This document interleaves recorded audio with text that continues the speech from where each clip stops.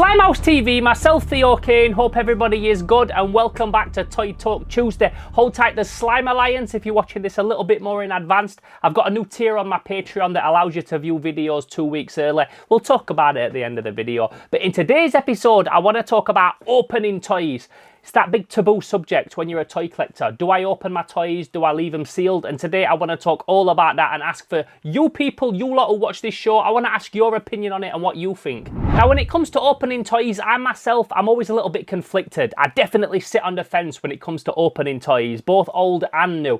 So today I've got a big pile of toys. Well, not a big pile. Behind me is a big pile of toys. I've got a generous pile of toys next to me that are all in various states of carded, boxed, bagged and things like that, and I just want to go through them and kind of talk about what toys I think are cool to open and what things I wouldn't want to open. And I also want to talk about times when I've seen people open things and I think it's cool, and I've seen people open things and it's pissed me off a little bit for whatever reason.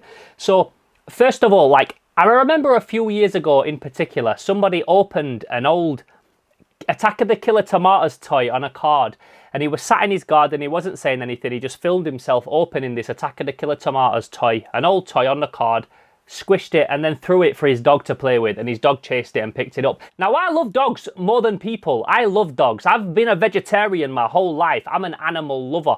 But the fact that he opened this toy and then just threw it to his dog pissed me off a little bit. One reason is because, yeah, I do love dogs, but that dog would be happy playing with any ball that his owner threw for him.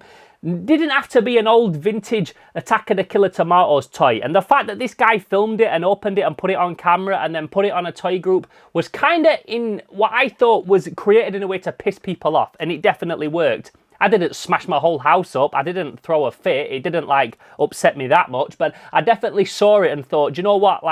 That's annoyed me a little bit. That it seems like he was doing it just to kind of wind people up and put his dick on the table and be like, look what I've got. I don't really care. I'll open it. I like to play with my toys. My dog wants a new chew toy.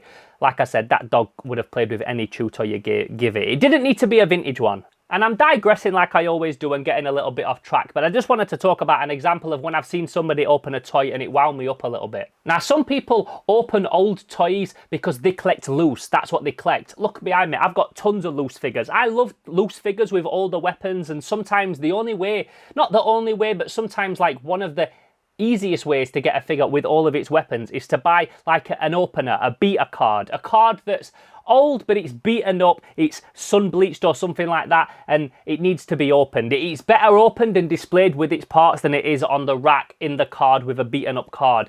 And that's something that I think is cool. And then you also get some toys that are old, but they're not that old, they're not that sought after, they're not that rare, and people like to open them. I've got a friend, Rise Toys and stuff. He's currently buying all the Earthworm Jim Playmates figures, another line that I love, and I've been slowly collecting as well myself, but he's been collecting all them, and he likes to display his figures loose, so he's been buying them and taking them off the card and displaying them, and he's buying them because he wants them for his collection. Now, when you buy a toy, it does belong to you. It's your toy to do whatever you want with. If you want to open it, if you want to set it on fire, if you want to pellet gun it in the garden, that's your prerogative. You could do whatever you want with your toy collection.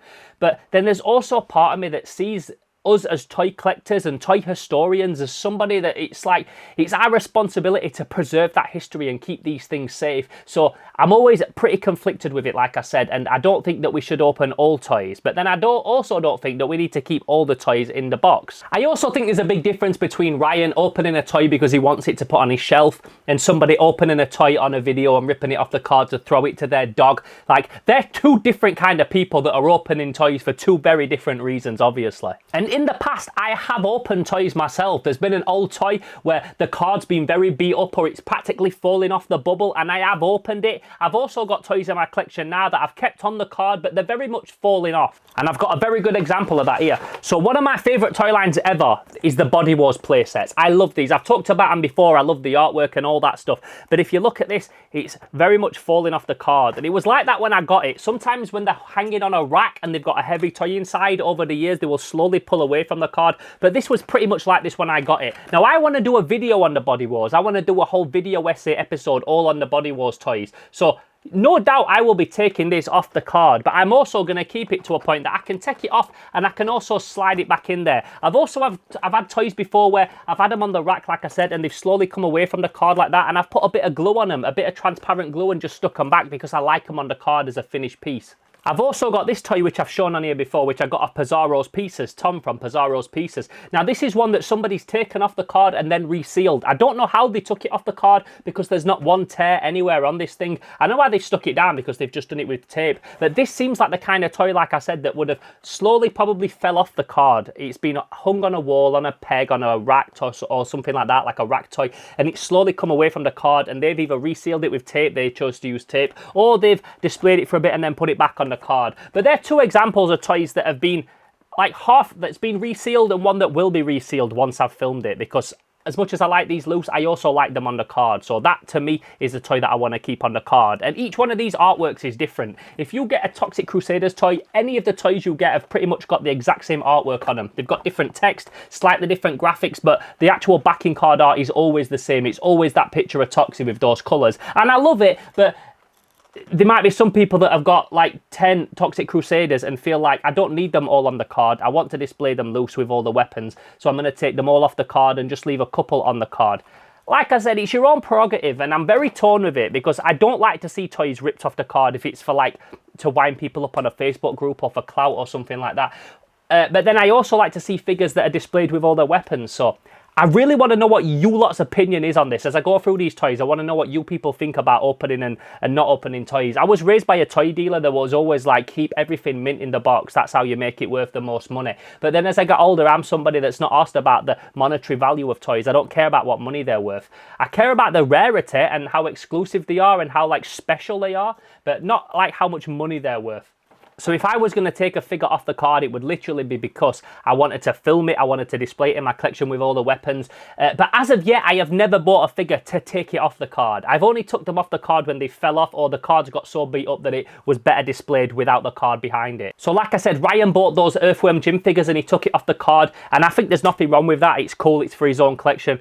But then there's some toys that I would never want to see took off the card. Like let's say this, for example. This is an original Ratlaw. Showed it on this channel before. I would never want to see this taken off the card. There's thousands and thousands of loose Ratlaws around. They're easy to find. A Ratlaw, it has one weapon. It's a toy that you come across pretty often. There is way more in the world that's off the card than on. So that's a figure that I will never take off the card. I think that is something that I need to preserve as a toy collector. It's my duty to keep that card nice as it is. So that's a toy that I would never take off the card. Now, this is an example of a toy that if you're a toy collector, you've probably seen numerous of these. This is a film that came out in like 1998.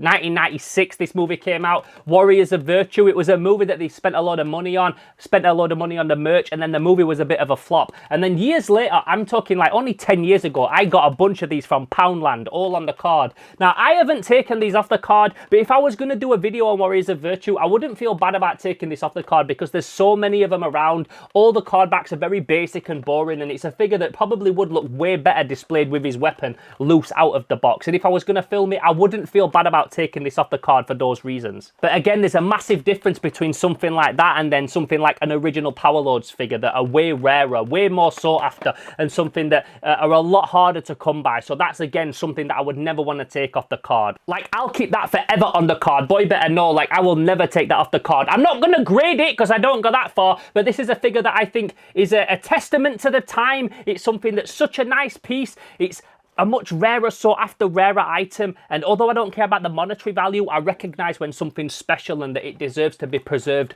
the way that it was sold when it originally came out. But then again, if you bought one and took it off the card, I couldn't say shit because it's your toy and we all have different opinions on this thing, and that's why I want to know your opinions on it, because like I said, I'm very torn. It does annoy me when I see people take old rare things off the card if they're doing it for clout, if they're doing it in a video, and I know I just keep going back to that same video like an idiot, but it's definitely something that does annoy me deep down when I see people take it off the card and it's literally just to be like, haha, look what I'm doing, look how many people I'm going to wind up. But if you wanted that in your collection and you seriously could not find another Adam Power with his weapon, now bear in mind, Adam Power with his weapon is the most common Power Lords figure to find. That's the only reason I've got one on a card. But if you really couldn't find another Power Lord, they'd all been sold in the world and there was none available, and you couldn't find a loose Adam Power with his gun in an alternate reality, then obviously if it's your figure and you want to take it out of the card, you do what you want with it. But it's something that in my soul still kind of hurts. Now, a type of toy that I really do like to see, and it's very ethical in this way. I'm all about ethical shit, me. Like I said, I'm a vegetarian. I think we should preserve the planet and not just have disposable plastic and all that shit. That's a whole separate conversation that I don't get into on this channel. But collector-friendly packaging is something that I think is awesome. So this is not a new thing. I'm going to show you an old example of that shortly. But these are a figure that my friend sent me recently, a dude that I've been working with. Ooh, it was a guy that I was working with, and now I class him as a friend because we've got really close while we worked on this project. But he bought me these as a thank you for stepping onto a project that he's working on. And these are two of the new McFarlane Warhammer figures. Now, first of all, look how fucking dope they are. I want to do a whole video just talking about how dope these figures are, and he's made me want to buy more of them. But these come in a nice collector-friendly box.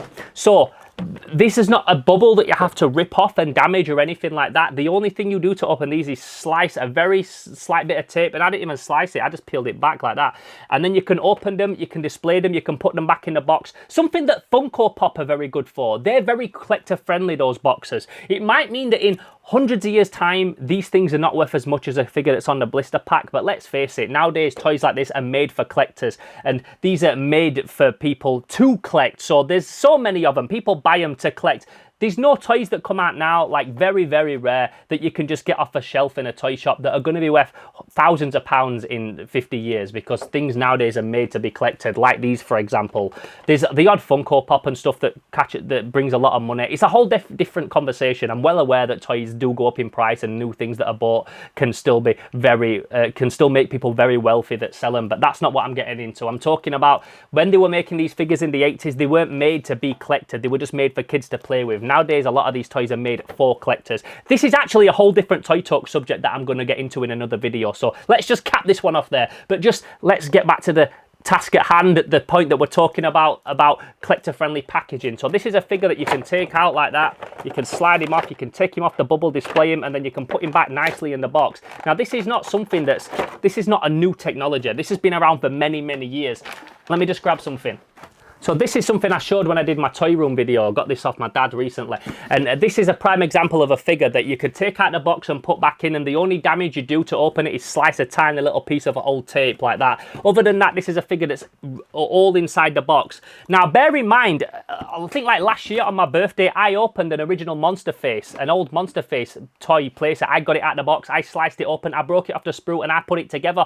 Part of me felt conflicted doing it, but the other half were like, no, I want one complete, and I want to display it loose, and I want to put it together because it's my toy. So like I said, I'm very conflicted with this. You could play a drinking game with today's episode. You could take a shot every time I say conflicted. You'd be fucking hammered after 5 minutes. But it's nice when there's toys like that, an example of a toy that you can open and you can put back in the box, and you can display it loose, or you can display it in the box, and you're not ripping it off a card and damaging it and having disposable plastic and things like that. So I'm a big fan of collector-friendly boxes. This is another nice example of a toy that back in the 80s came out with a collector-friendly box. So this is a figure, and the only thing you do to open it is you take this one side off. Now, the person that had this must have ripped it off pretty vigorously, because they were probably a kid that was excited to open it on Christmas morning. But if you really wanted to, you could have gone down that with a straight razor and sliced it really neatly and had a toy that you can take in and out of the box. And then that's why now, all these years later, I've got this nice window box that I can display like that, or I can take him out. And I love this figure.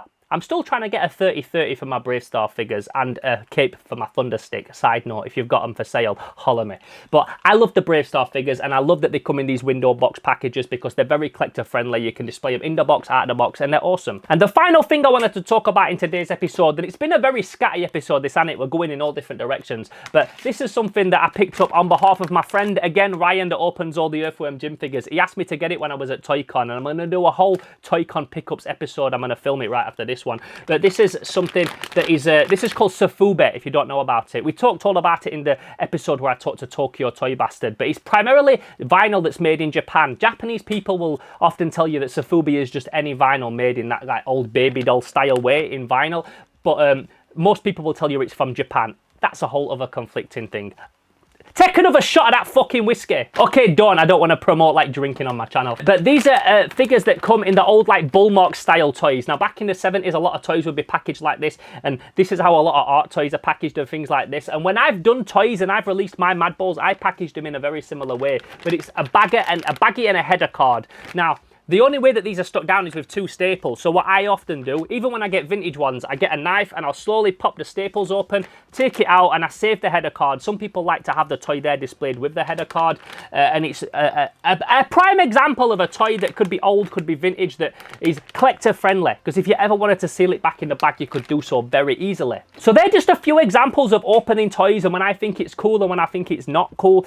There's so much we could talk about on this subject, and I'm really excited and interested to hear what people think in regards to opening toys, because it's something that I'm always conflicted with, even though I do it sometimes myself, and people that I know do it, and people do it for their collections. But it's something that I really want to know what you people think when you watch this video. What do you reckon? Let me know in the comments below. And also, if there's any other subjects that you want to hear me talk about in a future episode of Toy Talk Tuesday, again, drop them in the comments below. Or if you're one of them people that don't like to comment publicly, but you want to drop me a direct message, you can get at me on Instagram at Theo_Kane_Slimehouse. I'm very active on my social media, so if you want to hit me up on Instagram, you can also get at me there. As I mentioned at the start of this video as well, I've also got a new tier on my Patreon called the Slime Alliance.